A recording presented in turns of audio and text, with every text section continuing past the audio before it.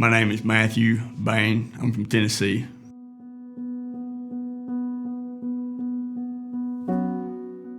The influences that I faced in my life, that led to addiction, a lot of it had to do as a child. There never was no structure. There never was no discipline. So that eventually led into drugs. At a very young age, I started putting my hands where they didn't belong, with drugs. And by the time that I was in my 20s, I was addicted to methamphetamine.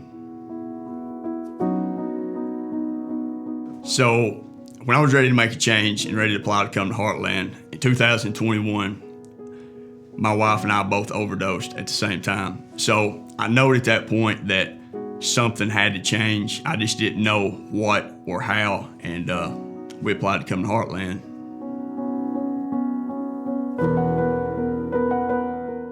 Well, what's made the biggest difference is, first and foremost, giving my life to God. And I would say second would be, after the first 30 days that you're here, you have a group leader. And, my group leader through the year, JC, he's walked me through so many things. And what they do is they teach you how to apply these things to your life, how to give you these tools to get through life. That's where it's at. You know what I mean? Like, you can submit to God, but without knowing how to apply that to your life when you've never walked that life, you don't know what to do. To disciple you through that, that's what this is, a discipleship program. So they had a lot, it helped me a lot. Since both of us come to Heartland and surrendering our lives to God, He's opened the door for us to stay here in Heartland and to serve Him. And I feel like we came here for help, and now God is opening the door, and now it's time for us to help somebody.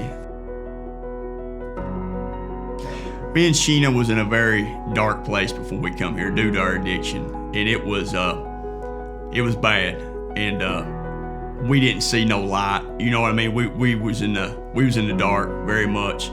How it's changed is God has brought us together as one, and we're going after God together.